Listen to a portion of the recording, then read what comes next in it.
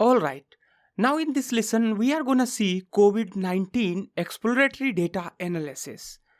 In the very first lecture we will take COVID-19 dataset understanding. I have already pre-processed this COVID data and it is uploaded on my GitHub repository. You can visit my GitHub repository and you see there I have a pre-process and raw data. Raw data is taken from Hopkins University Center for System Science and Engineering, and you can also visit this repository by clicking on this link, this upstream repository. There you will get, just a second. So this is the original data from where I have pre-processed this data and then uploaded it at my GitHub repository.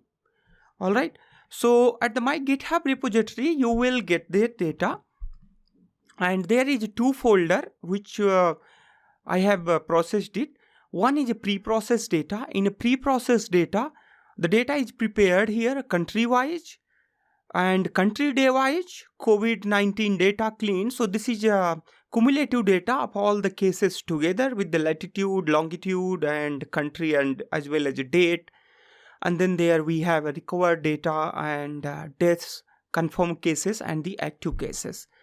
Then we have here a day wise. So this repository I am updating on day by day basis. So this repository is being updated from Johns Hopkins University Center for System Science and Engineering data. Alright, so let's go ahead and understand that data a little bit more. In this data we have here the folders. In these three folders, basically I have taken their COVID time series, this data and this daily reports together to process it.